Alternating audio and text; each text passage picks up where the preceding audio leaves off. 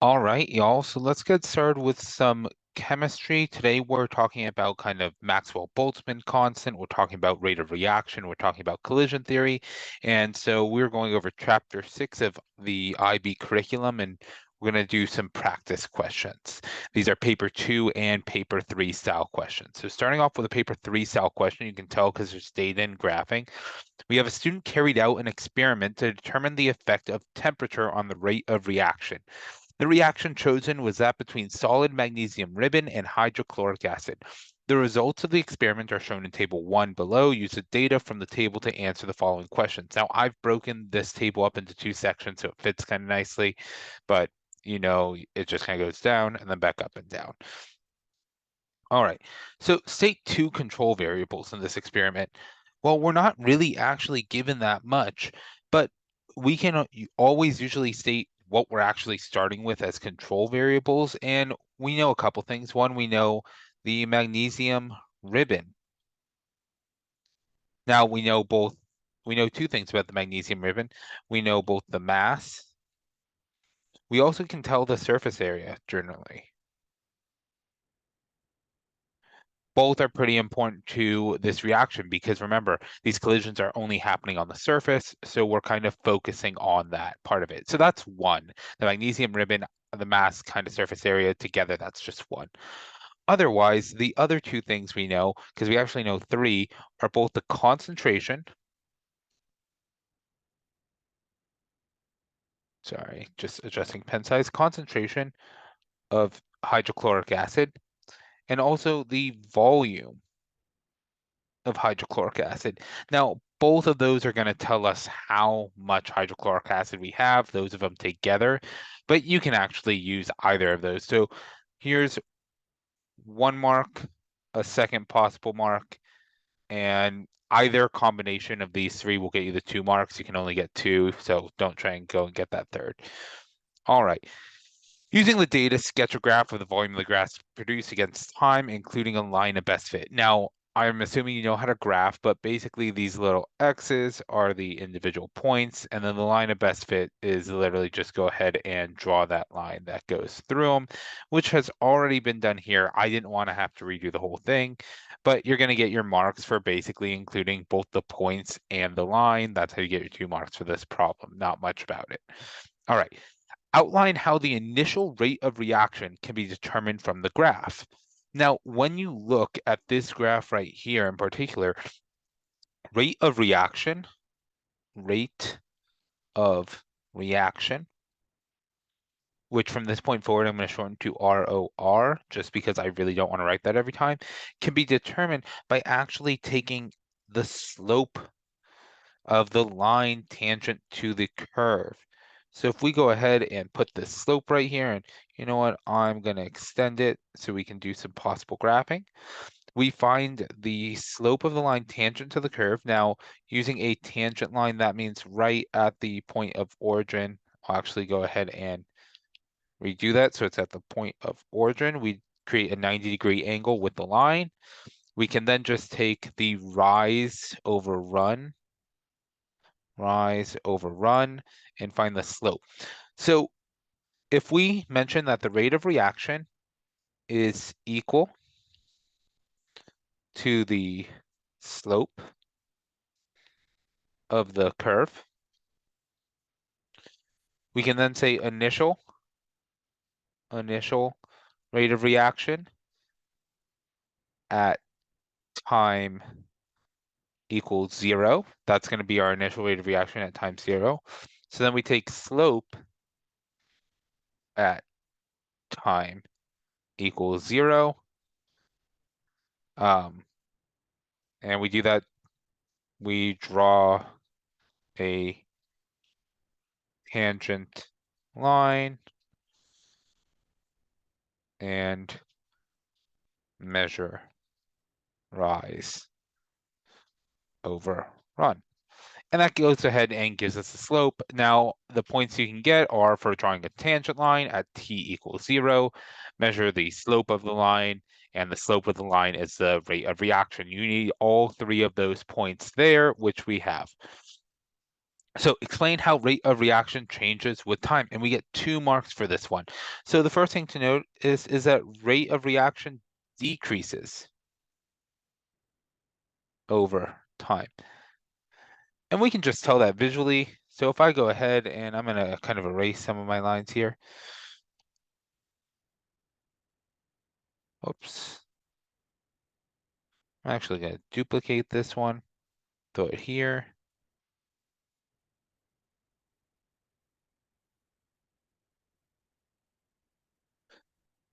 And then we'll duplicate that one, shove it down here. And we can see that the slope is decreasing all over time until we end up with a slope that is exactly flat. A slope equals 0. So rate of reaction decreases over time. That's the first part that we got to say. And then we kind of have to explain it. This is what happens, but we explain it by just saying that the frequency of collisions between reactants decrease.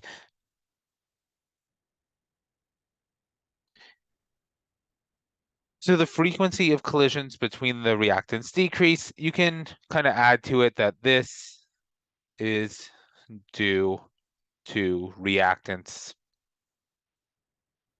being used up.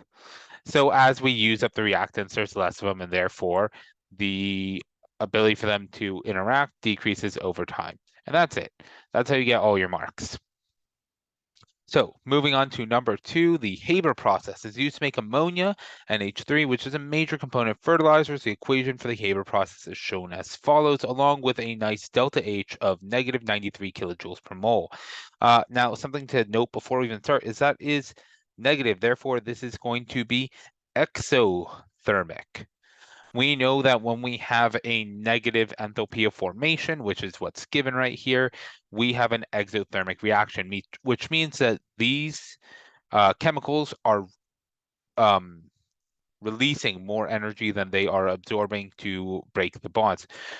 So explain in terms of collision theory the effect of increasing pressure in the rate of reaction. Well, this has nothing to do with what I just said, but if we look at a bunch of gas particles, we'll look at 5 gas particles and we increase the pressure, then we condense them into a smaller area and that forces them together.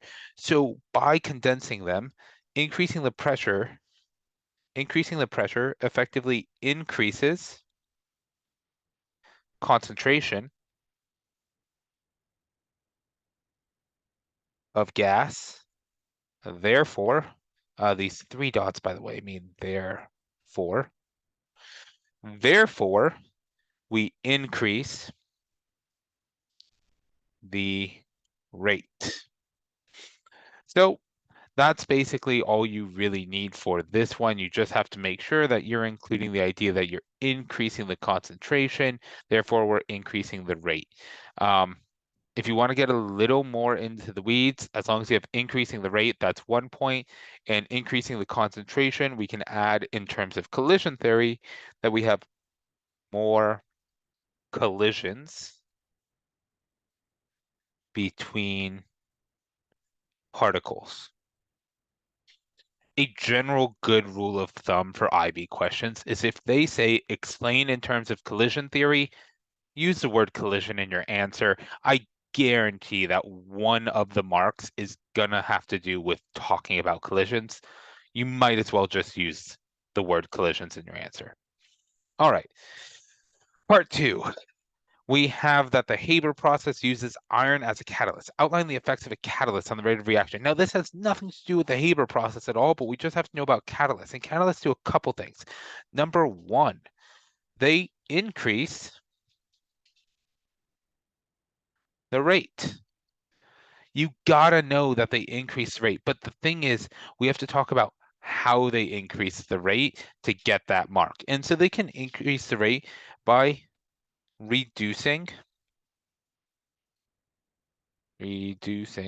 whoops, didn't need that other I, reducing the activation energy. And that's it. That'll get you your mark. If you want to get a little in the weeds about it, while the mark is gotten from activation energy, to get a little bit fancier, you can just suggest that catalysts provide an alternate pathway for reaction. And by saying that, the marker is going to understand that they're decreasing the activation energy because they're providing a better route for these chemicals to react. And so the main point's going to come from this idea of activation energy, reducing it, but you can get a little fancy with the alternate pathway. All right, sketch an enthalpy level diagram. Now, this is going to come back to what I talked about in that first spot where we had to look at the individual delta H, and we saw that delta H was negative. So we know that our products are going to be lower than our reactants. Now, this has to include a couple things. One, we need to know exactly what's going to be going on our axes. So we want to talk about energy. You can say enthalpy on this left axis, and then on the other axis, we're going to put progress or time, progress of reaction, or time, however you want to phrase it. And so I'm going to go ahead and put some very clear labels that these are my reactants. These are my products. And now when you sketch an enthalpy diagram, let's make a couple things clear. This is not just going to be a straight line down because remember, we have activation energy. So we're going to have to include that. So our actual diagram is going to have that little hump in there. And we need to have all of our things labeled, specifically the one that matters in this reaction, which is our activation energy. Now, our activation energy being the energy that the reactants must gain to react. So this is going to be our E sub A, also known as our activation energy. If you want to get fancy with it again and show the testers that you know everything about enthalpy level diagrams, you can also just go right here and put your little delta H, which you can also is negative 93 kilojoules per mole. And that's a little fun, getting a little fancy in it, but hey, if it gets you that little extra love from the corrector, that's fine. You'll get your marks for the labels and you'll get your marks for labeling activation energy, ensuring that your reactant is lower or higher than the products. All right. Last points. The rate of reaction can also be increased by increasing the temperature. Sketch two Maxwell-Boltzmann energy distribution curves on the same axis at two different temperatures, 300K and 400K, labeling each curve. Now, for this one, you just need to know your Maxwell-Boltzmann curves. And for one, you need to know these axes. So on the left axis, this is fraction of particles. On the lower axis, we have kinetic energy. And so we want to draw our two curves. There's one, and our second one is going to be our one at higher temperature. So for our higher temperature, let me actually clear this up. I don't like this curve, especially considering that with your Maxwell-Boltzmann curves, you actually really need to start at the origin. There we go. That's a little better. And we'll go like this. Oh, nope, still bad. You know what? I know what I don't like about my blue one, and it's that my blue one, undo that for the red. So my blue one down here kind of hits like an asymptote at my page break, but I really don't like that. What I want is to go kind of like that. All right. So for my curves, I need to know that my one with the higher peak is going to be my lower temperature, 300K. and my one with the lower peak is going to be my 400K.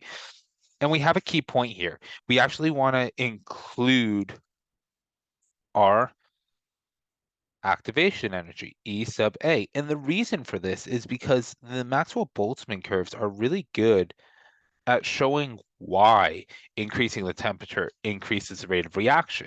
We have a full section more, fraction of particles more, that are actually going to be reacting when we increase the temperature.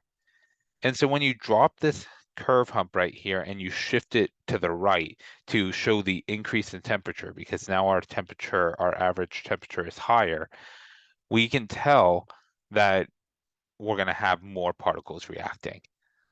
So just some things to keep in mind. You'll get 1 mark for these curves and 1 mark for correctly labeled axes, so you need to have those axes labeled. All right. Third question, just going through these.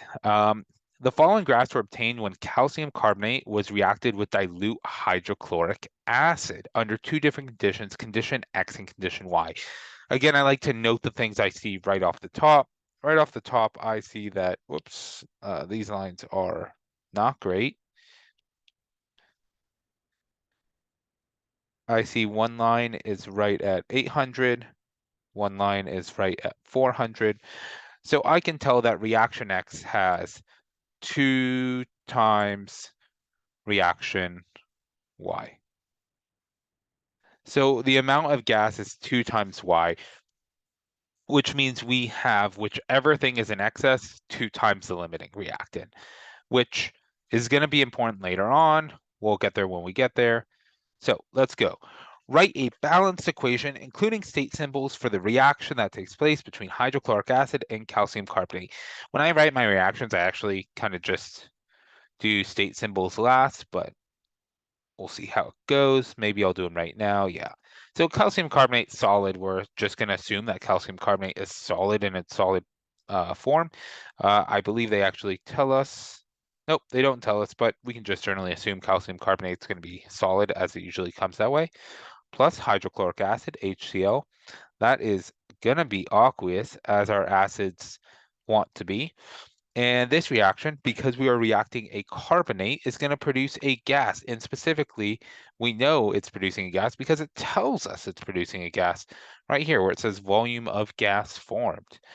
So that gas, I know, is going to be CO2 because this is a carbonate reaction. Also, because we are reacting an acid with calcium carbonate, we're going to get our water, H2O, and then just take those remainder things, CaCl, to get our salt.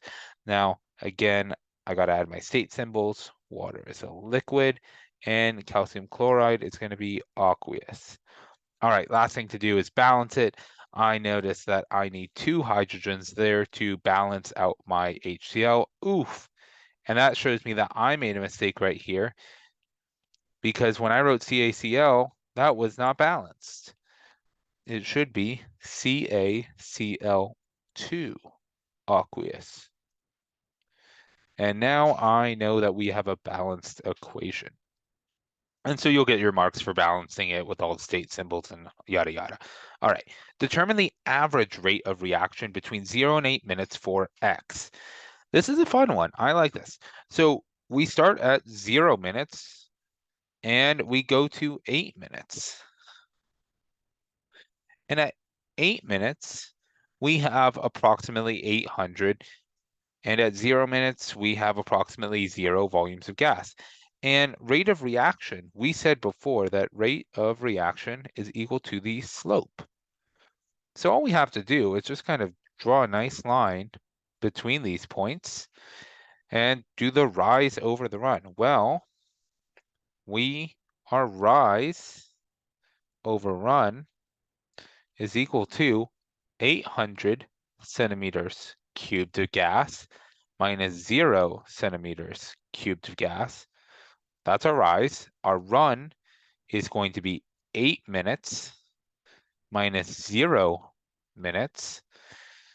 Zeros are pretty useless to our equation, so it just becomes 800 over 8, which is equal to 100 centimeters cubed minute to the negative first.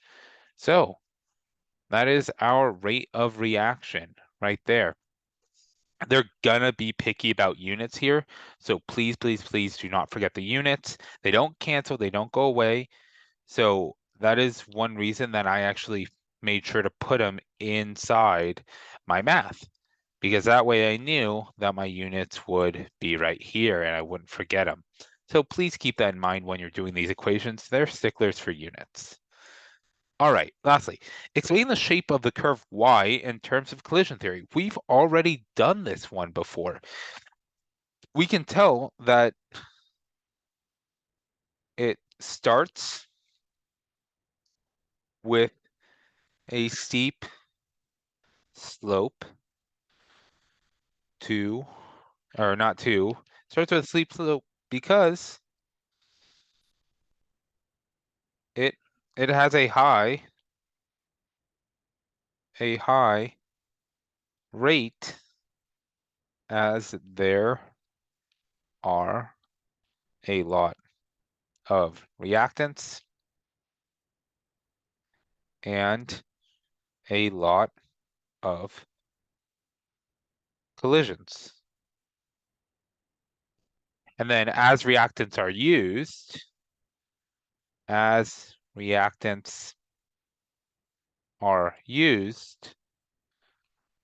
there are fewer to collide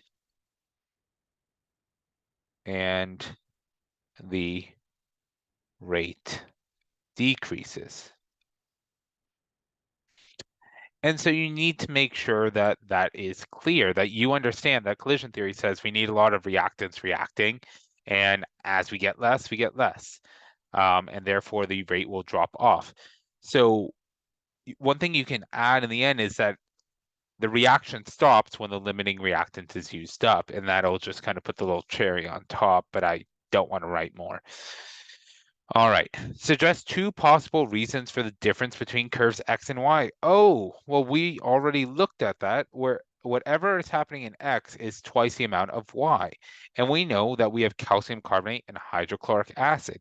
So all we have to do is just say if CaCO3 is limiting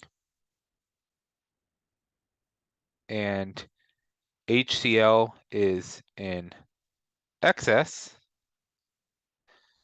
there is double the CaCO3 in, what was this high one, in X. Now, conversely, that's reason one. So this is reason one. Reason two is pretty similar. In fact, it's so similar that I'm just going to go ahead and duplicate this. Put that right down there. Just switch these around. If HCl is limiting and CaCO3 is in excess, there is double the HCl in X. Now, because HCl is actually in solution, we need to make sure that we say we're doubling the concentration and keeping the volume constant, or doubling the volume and keeping the concentration constant. You just maybe want to clarify that a little more with HCl because we have an aqueous solution. So you can say either or, just make sure that they know that you know why it's double in X versus Y. All right.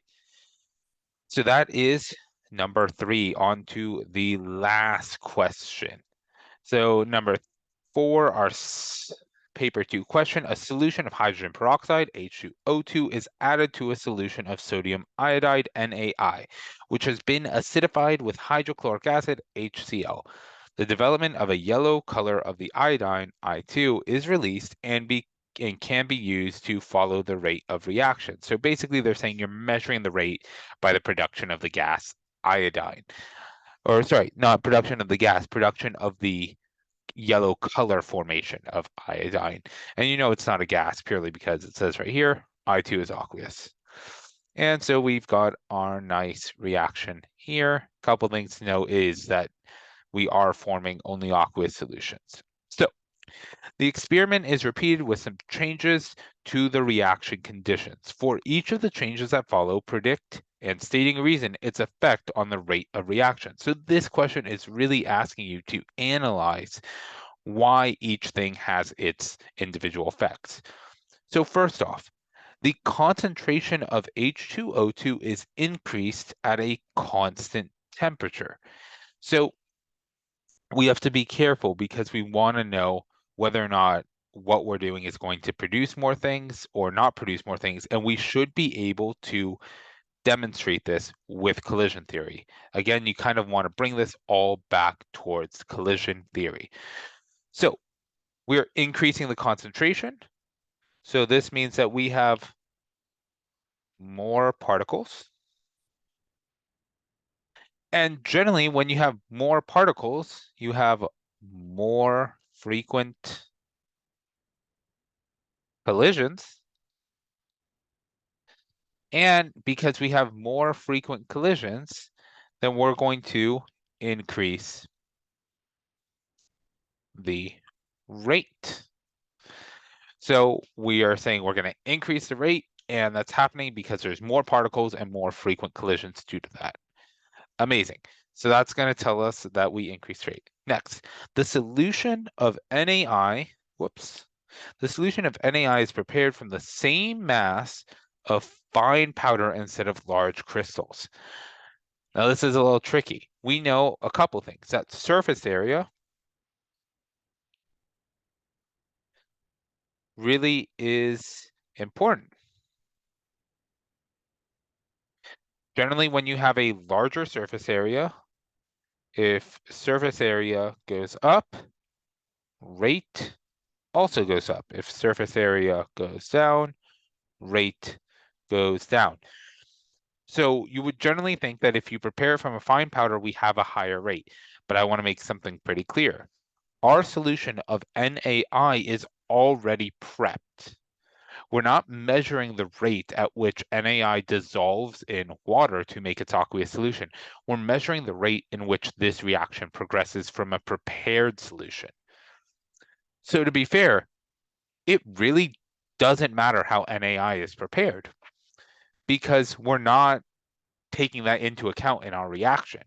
So we're going to say no effect because the solution will have the same concentration regardless. The solution of NaI will have the same concentration regardless of preparation. Now, they could turn this question around and say which solution of NaI could be prepared faster, and in that case, the powder wins. But again, that's not an effective rate of the reaction. That's only affects the preparation of the solution. All right. Lastly, B, explain why the rate of reaction increases when the temperature increases. And so what I want to actually do is bring your attention back to our Maxwell-Boltzmann diagram that we did a while ago. So let me copy this one over because this will help us right here. When we look at our Maxwell-Boltzmann distribution, we notice that as we increase the temperature, the red line, we have so many more particles with a higher activation energy. So we have to make a couple points clear to get all the marks. Point number one, by increasing temperature, we also increase kinetic energy. And that's basically described right here in our Maxwell-Boltzmann distribution. The increased temperature increases the kinetic energy of the particles. So what this means is that, first off, we have more collisions because the particles move faster.